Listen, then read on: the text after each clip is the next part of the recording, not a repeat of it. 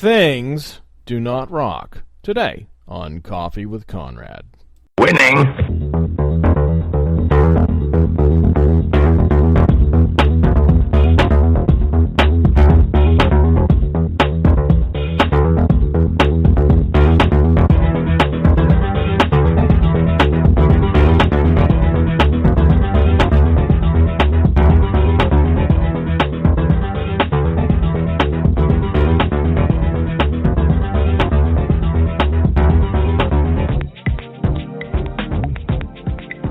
Honestly, where do I come up with these things? Things do not rock. Well, you're going to find out today that things do not rock. Things, in fact, can be a hindrance. Am I allowed to just ramble a little bit? Can you imagine the pressure of me having to come up with something profound or awesome every day of the week? Sometimes having hangouts, sometimes doing these great memes, praying about it. One of the processes that I do is I go and I seek the Lord in prayer. That's what I do. I pray. I do prayer walks. Man, in the city, it's really hard to hear from God. You've got Federal Express airplanes running over your head. You got people yelling. You got dogs barking, kitties meowing, a sick kitty that's healing, hopefully. That's what's going on. And I do try to storm heaven for revelation. And gee, that's what I go through. And I have to do this, I have to take my eyes off the storm. And sometimes going through the tribulations that I go through, it turns into shows. Now, I don't want to burden you with the details of the storm that we're going through right now. But let's just say that we're getting attacked from every possible angle, every possible position that the enemy can throw an arrow from. Those fiery darts of Satan, right, which we use the breastplate of faith, or the shield of faith, which is able to quench the fiery darts of Satan, the breastplate of righteousness. But my point is, this is becoming very real to me. We had a surprise phone call come in last night that we're almost over our bandwidth limit for the month.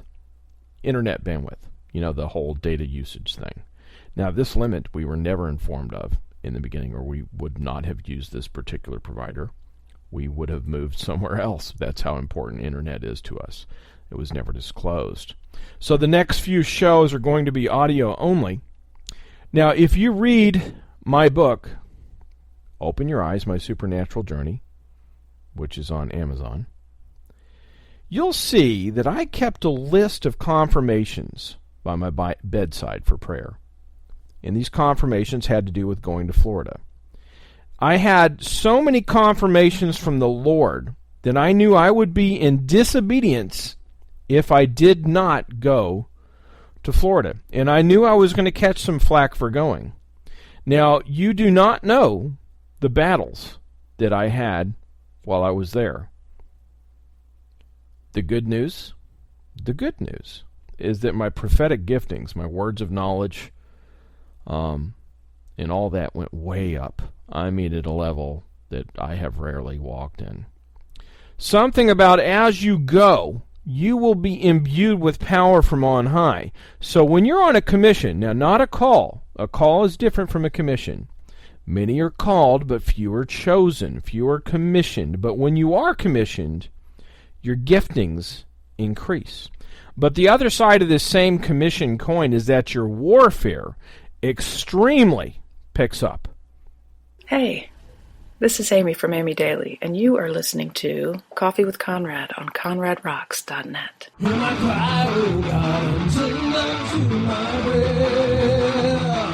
Thank you for visiting ConradRocks.net. Conrad Rocks is supported by people just like you. If you've been blessed by Conrad Rocks, please prayerfully consider giving an offering. You can conveniently do so by using the Contribute button on the sidebar at ConradRocks.net. Regular contributors get a spot on the Conrad's page, which links back to the blog or social media of your choice. You can also help Conrad Rocks by sharing your favorite posts on Facebook. Thanks again for being a part of Conrad Rocks. Remember, Jesus rules.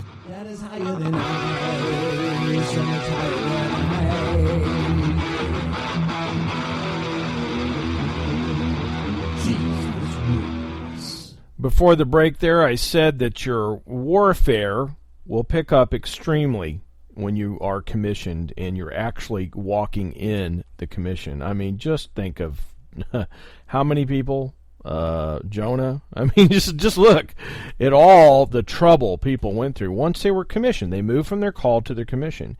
Daniel 7:25, and he shall speak great words against the Most High, and shall wear out the saints of the Most High, and think to change the times and the laws, and they shall be given into his hand until a time and times and the dividing of the time.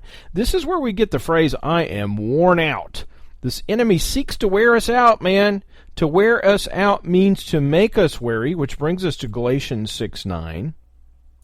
And let us not be weary in well-doing, for in due season we shall reap if we faint not.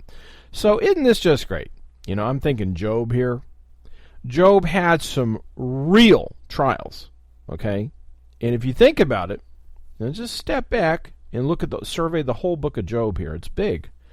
But his calling and commission was to go through a trial so that Job could model for us how to go through the trial.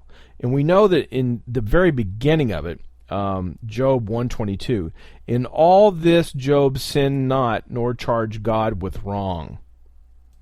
So the devil knows we're on a commission. He seeks to wear us out, and the Lord seems to allow this trial. And it's like this trial, you know, you don't know you have faith until you have a trial, okay?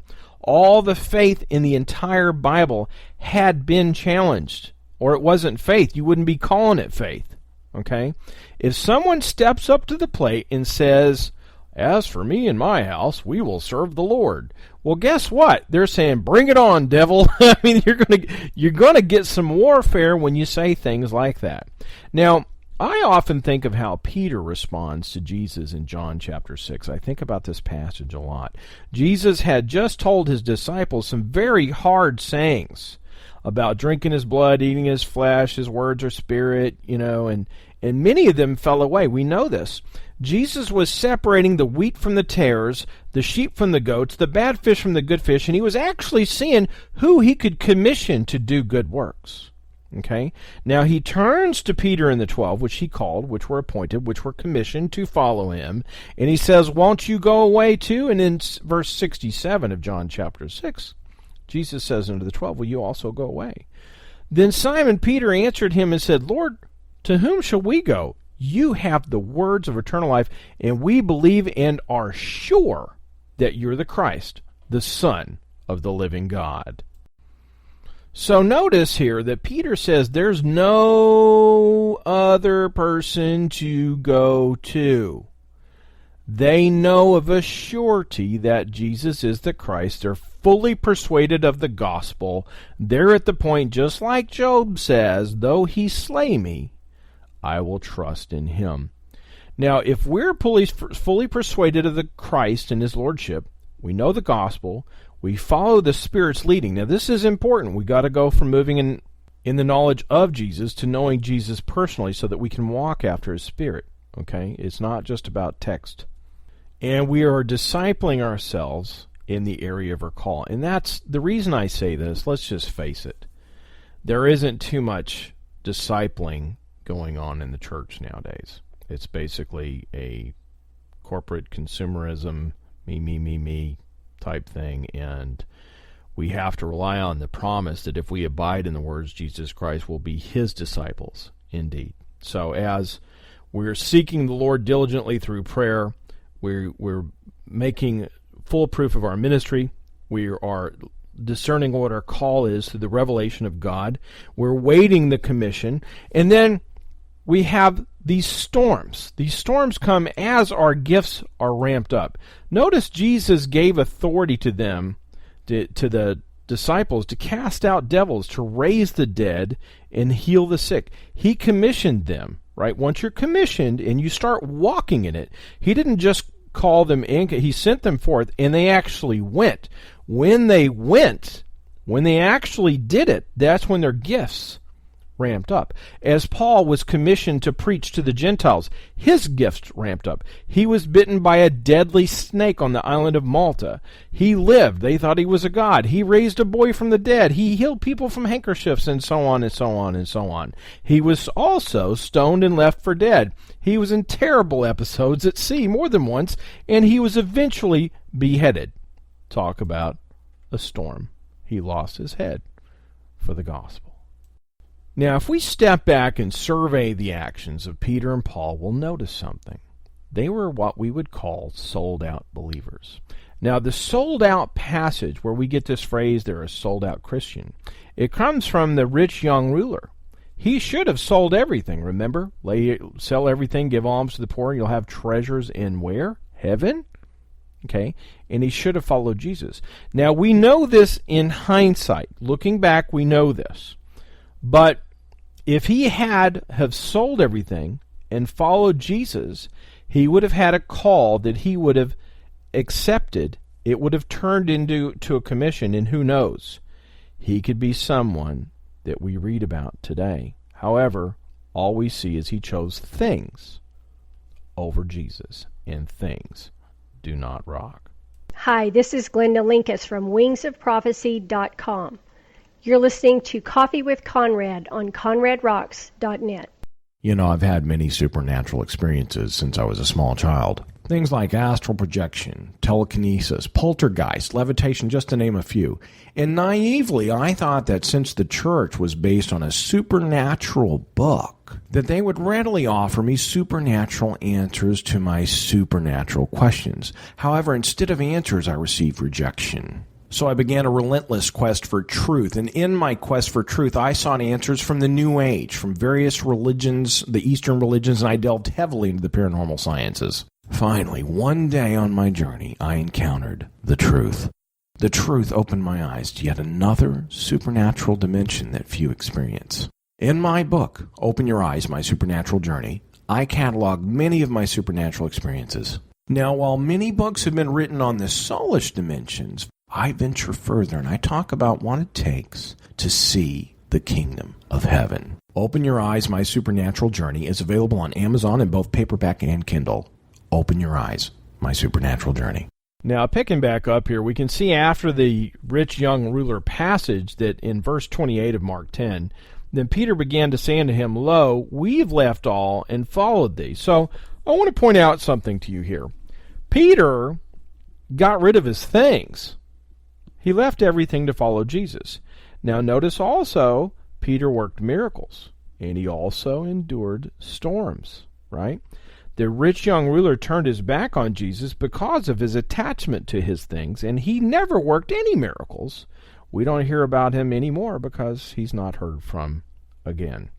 The difference between Peter and the rich young ruler is that he was willing to give up his multi-million-dollar boat business for Jesus.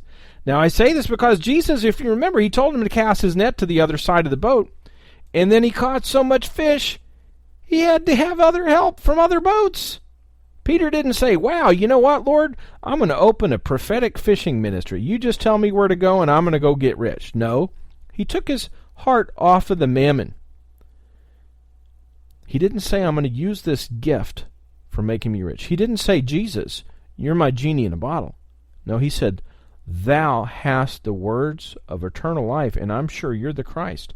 He dropped everything to follow Jesus because Peter understood the true riches of the kingdom. There's a difference between Peter and the rich young ruler. The bottom line is it's the attachment to the stuff. Okay? Peter left his stuff. In James chapter 1:13, let no man say when he's tempted that I'm tempted of God, for God cannot be tempted with evil, neither tempteth any man. But every man is tempted when he is drawn away of his own lust and enticed. Then when lust hath conceived, it bringeth forth sin, and sin, when it's finished, bringeth forth death. Now, if we apply this passage to the rich young ruler, he lusted for his stuff, his own things. He lusted, the reins of his heart were upon his possessions. He chose his real estate over following Jesus. The devil really didn't even have to tempt him much in this area. That was his own problem. He developed that problem all on his own. Now, Peter said he left everything. So he didn't really have any area for the devil couldn't attack him through his things. Judas was tempted with money, for he held the bag. Look at where this ended up for Judas. Now, notice that the sin that James is referring to is a New Testament post-cross reference. He's talking about sin, post-cross, bringing forth death. And if we think about it, in the application of this rich young ruler, we definitely don't want to put things before the Lord Jesus. It doesn't end up well. Now, I'm coming full circle here. The difference between Peter and the rich young ruler was their attachment to things. Peter could not be tempted by things because he basically left all. Now, he had a house, though, and we read about that in Matthew chapter 8, and his mother-in-law was sick. So the devil, he comes in through your things. He tries to tempt you with your things or your relationships. But if you examine Peter's life, he is willing to leave. He followed Jesus no matter what. I mean, who knows what happened to his house later. There's a saying, Jesus is not so much concerned about you having things, but he's concerned about those things having you. If we contrast Peter, who had a house, but left his boat business to follow Jesus, to the rich young ruler who had things and did not follow Jesus because the reins were on his things. Do you see the difference? I want to tell you, when you're called, if you discipline yourself in the call, or hopefully someone's discipling you, there will be a commission, and the devil loves to attack you through those reins that Jesus talks about. If you're called, someday you will be commissioned, and there's a fire that we walk through. Jesus counsels us to buy gold tried in the fire. This fire has to do with the reins of their hearts. In Jeremiah 17:10, the Lord searched the heart, I try the reins, even to give every man according to his ways, according to the fruits of his doings. So if you truly want to go from call to commission and walk in the authority and discipline of that area, know this, you will be tried in your things and your relationships. One of my goals here is I have a passion for the lukewarm. I really want people to go from knowing about Jesus to knowing Jesus. And you know what? It's a lot of fun. I'm going to tell you to let go of your reins of the things. Don't let them drag you around. That's the fleshly cart putting it before the spiritual horse. Jesus wants a relationship with you. And guess what? He wants to move you from call to commission. And you know what? It is a wild ride. I would not trade it for anything. It's awesome. Hopefully you've enjoyed this podcast. Hopefully it's been a blessing. Please remember that this blog is supported by people just like you. It's free to you, but it's not free to do. If you can, please prayerfully consider an offering in the sidebar at conradrocks.net. Also, there's an Amazon wish list. You can click things that I used for the ministry. That would be awesome. It goes directly to my apartment here. Love you guys. Thank you for being a part of my life. Till we meet again. Dig deeper. Go higher.